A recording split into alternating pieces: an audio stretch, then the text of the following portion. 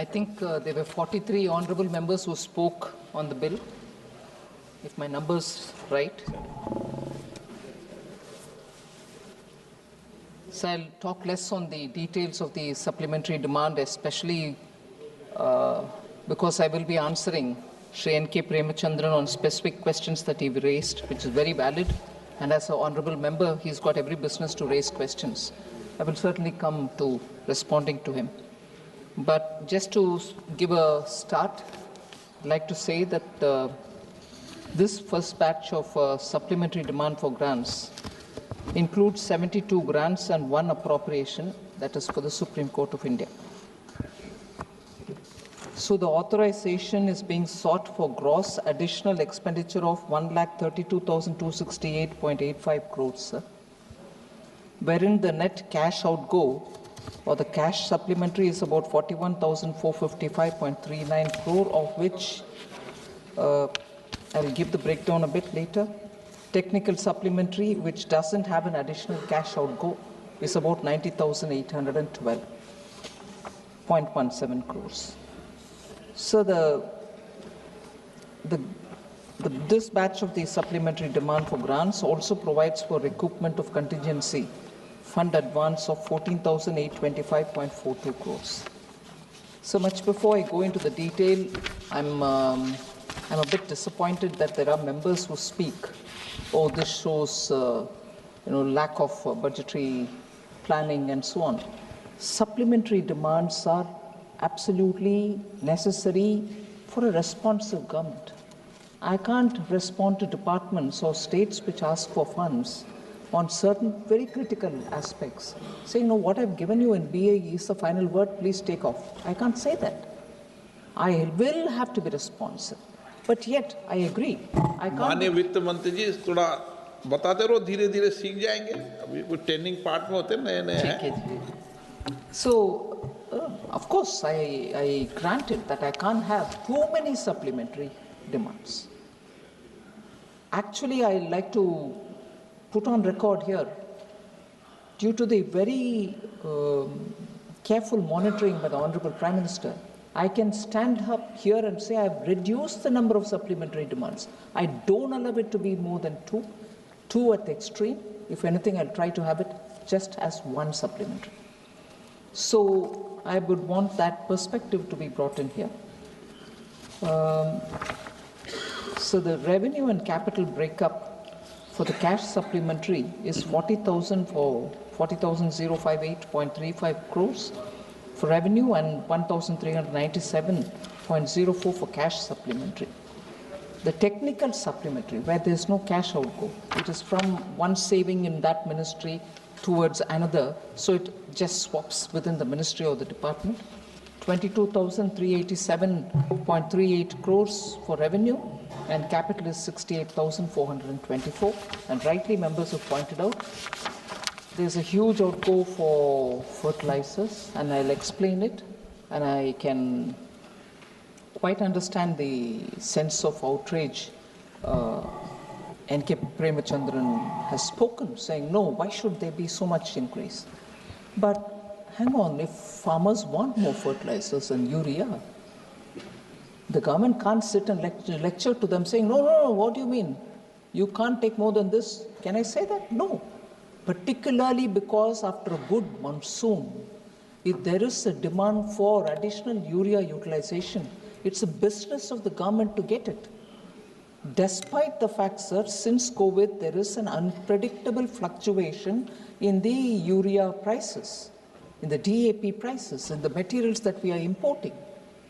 Despite that, there has been a very careful management. I must appreciate the fertilizers in the department, which carefully imports in time. I'll give you the exact numbers. Indian farmers have not been let down by the ministry. They've ensured that there will be, timely dispersal, both for the Kharif and the oncoming Rabi.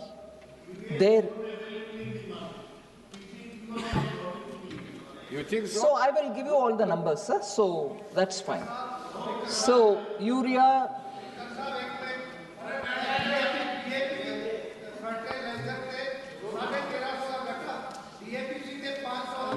आप बोलिए please, ऐसे बीच में नहीं उठते, please बैठिए।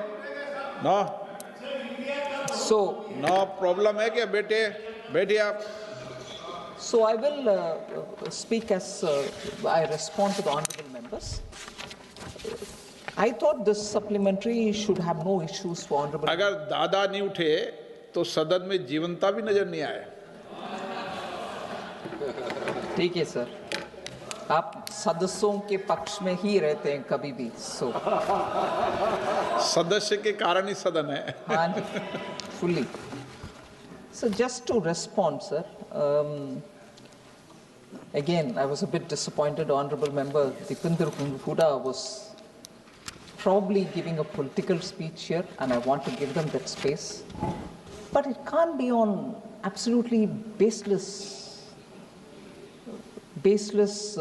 what can I say, arguments.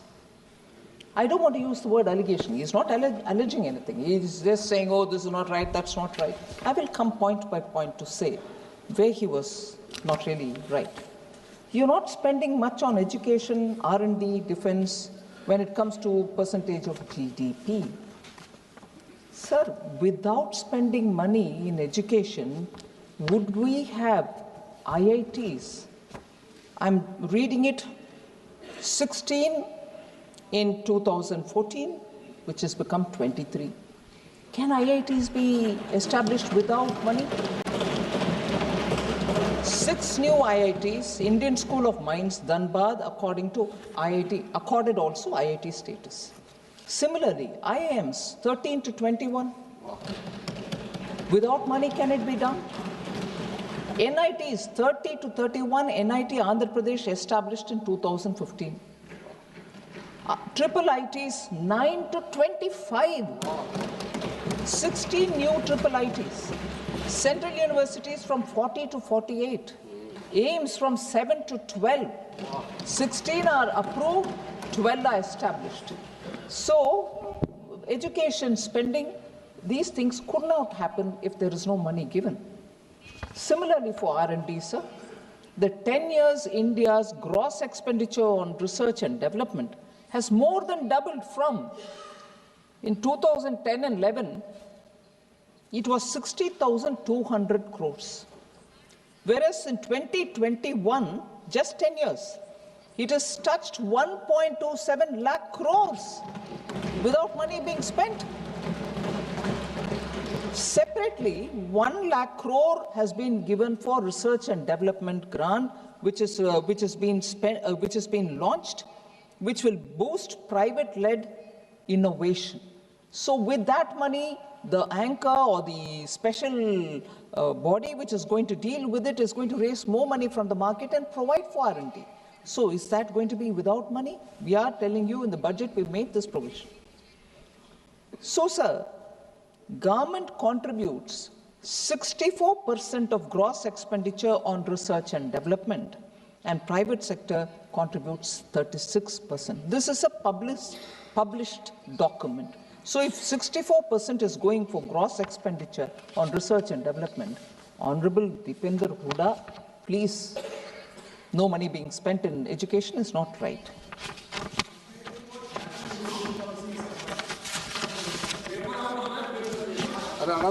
Sir, defense, education was one thing, research and development was another, and defense was the third. You're not spending money.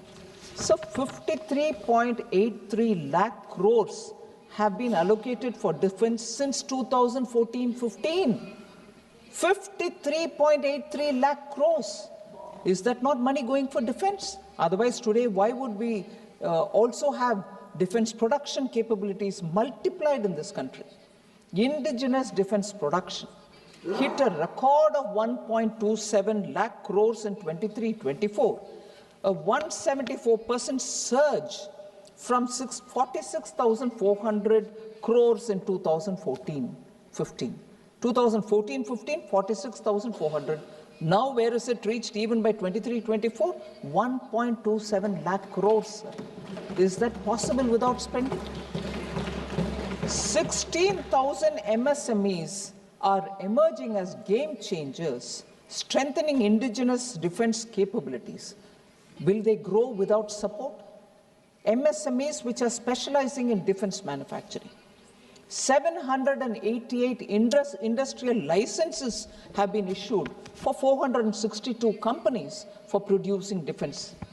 And India's defense exports, which I'm sure the defense minister has said in so many different answers that he has given in the parliament questions.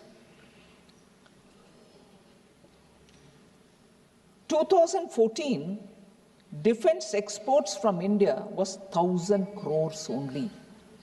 In 24-25, sir, it is 23,622 crores. Is that possible without a policy which helps? So that is one.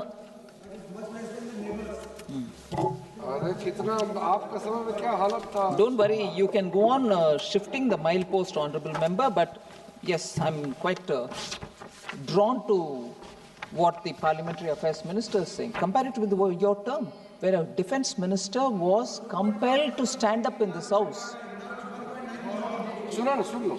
Where a defence minister is compelled to stand in this house and say, I don't have money. आज वो हालात नहीं है। रक्षा मंत्री इस सदन में खड़े होकर के ये बोले कि मेरे पास पैसा नहीं है। हालात देख लीजिए उस समय का। दीपेंद्र हुडा जी तब खड़े होकर के चिल्लाना चाहिए, वो मेरा पार्टी पैसा दो। हमारे रक्षा मंत्री खड़े होकर के बोल रहे पैसा नहीं है। ठीक है, उस समय बोलना था। What? You're from Kerala? You're from Kerala. It's a distinct signature of a Kerala-based minister who was. I will mention the name and I'll also keep the record with all authentication. Sir, don't ask me as though you don't know it. What is the satisfaction you're going to derive by my telling you? कुछ है? अरे आप ही का minister जी केरला से. Oh please Suresh, don't make me feel ashamed. आप ये नाटक नहीं होना चाहिए इस हाउस में कि मेरा रक्षा मंत्री कुछ बोले और मुझे मालूम नहीं है और आज विपक्ष में बैठे हुए। नहीं, ये ठीक नहीं है जी, ये ठीक नहीं है। मुझे प्रोवोक करके उस महान व्यक्ति का नाम इधर मैं बोलूं और तुरंत ये खड़े होकर के वॉकआउट करने के लिए, सच्चाई है भाई, ये सच्चाई है। आप प्लीज, ये नाटक नहीं होना चाहिए इधर। सर, नहीं, this is unfair, Suresh ji, unfair। आपको पूरे मालूम है और मुझे छेड़छाड़ कर रही हो इधर नाम बताने के लिए? बिल्कुल नहीं। आप ढूंढ लो, थोड़े रिसर्च करो, आप रिसर्च करो।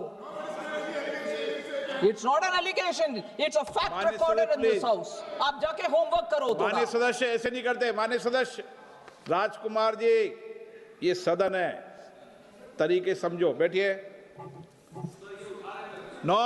तरीके से जवाब नहीं देते, उसको उल्टा। माननीय मंत्री जी,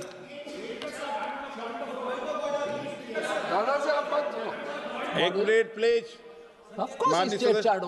माननीय सदस्य प्लीज, आप बैठिए। It is harassment to say that. Tell me the name. I don't know the name of my own minister who said that. क्या बात कर रहे हैं जी? अभी बुलाता हूं आपको, 2 मिनट रुक जाइए। हो या नंबर बताइए क्या है? Point of number 352. नंबर बताइए। Rule 352. My only submission is I don't want to have the name, but when the Honorable Finance Minister is referring to a minister who has made a statement in the House, they have to authenticate that when. Senior हो, जो माननीय सदस्य इस सदन का उसका सदस्य नहीं है, उसका नाम नहीं लेना चाहिए, यही बताओगे ना आप? माननीय मंत्री जी, अरे ये तो ग्रेसफुल है। Finance Minister is graceful enough not to take name, whereas everybody knows it. So be satisfied. क्या? What is the problem if I take the name of the state? माननीय वित्त मंत्री जी, एक प्लीज। आप तीनों से एक बात। बैठिए माननीय सदस्य, प्लीज। माननीय सदस्य बैठिए। इतने क्यों उत्तेजित हो रहे हो? प्लीज बैठिए। हुडा जी प्लीज बैठिए। प्लीज। माननीय आप बार बार मत उठा करो, समस्या गंभीर है आपकी। प्लीज बैठो। सुरेश जी, आज जरा जोश ज्यादा है क्या? चलो बैठो, केरल में ठीक है। ओके, बैठिए। हुडा जी प्लीज बैठिए।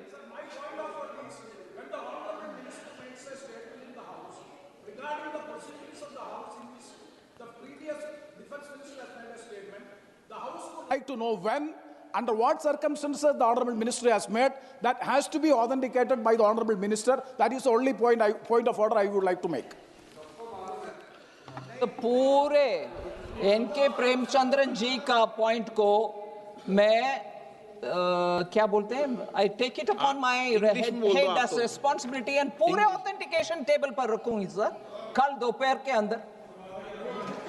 Of course I will do it, of course, it's not as if I have said it without responsibility. मैं आपको, वित्त मंत्री जी बैठिए, बैठ रहे, मैंने आपको कहा है नहीं कि आप सदन के पटल पे रखो, मैं उनका जवाब दूंगा ना।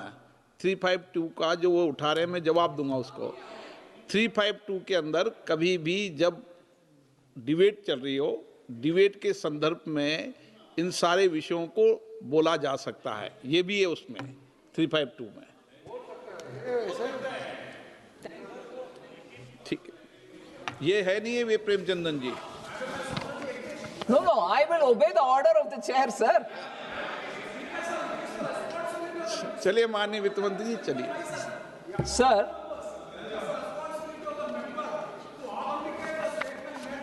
यस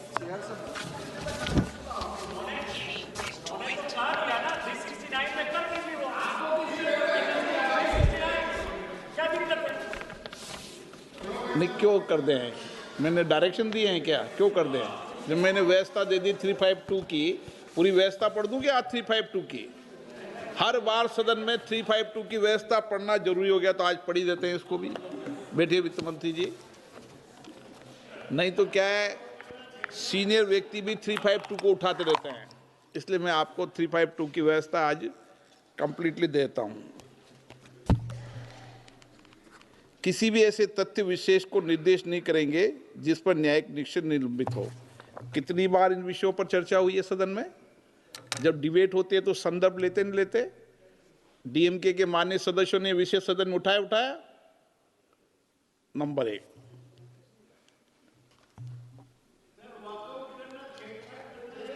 सभा के किसी अन्य सदस्य पर कोई हेतु लांछन लगाते हुए अधिकृत नहीं करेंगे, सद्भावना आपत्ति के व्यक्ति निर्देश नहीं करेंगे जब तक कि ऐसा निर्देश विचाराधीन प्रश्न या सुसंगत होने के कारण वाद विवाद प्रयोजन के लिए अनिवार्यता है। ये है इसका कि सभा में माननीय मंत्री महोदय ने जो अपनी बात कही है, वो उन्होंने जो प्रश्न उठाया उसके संदर्भ में उन्होंने अपनी बात को कहा है। ये रेफरेंस इसके अंदर है। 352 क्लियर है प्रेमचंदन जी? ओके, कंफ्यूजन नहीं होना चाहिए सदन में ना। आप सीनियर व्यक्ति हैं, चेयर पे बैठते हैं माननीय सर।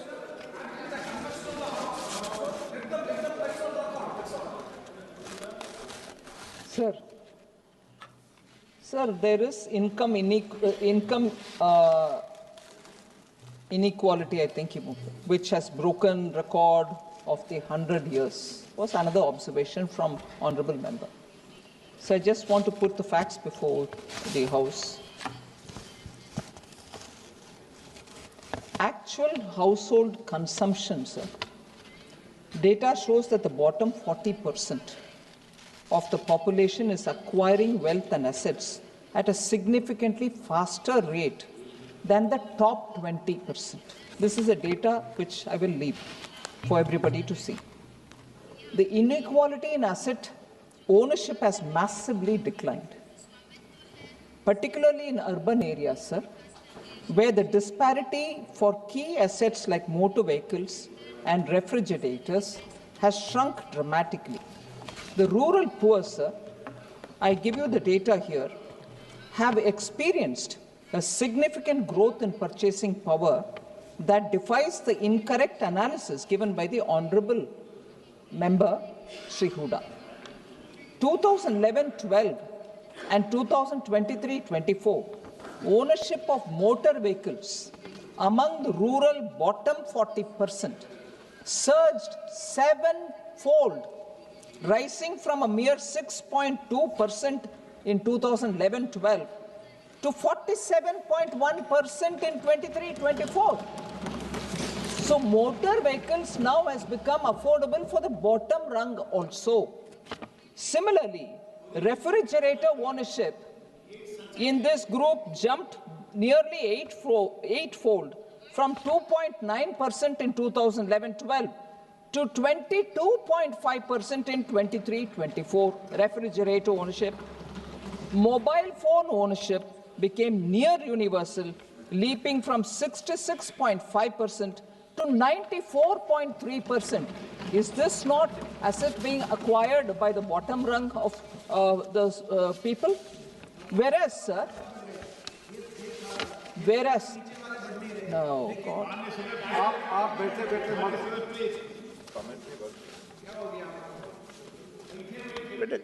ऐसे नहीं था, ये दादा से ये गलत आप सिखा दिया, ऐसे पहले डिपेंडर ऐसे नहीं थे।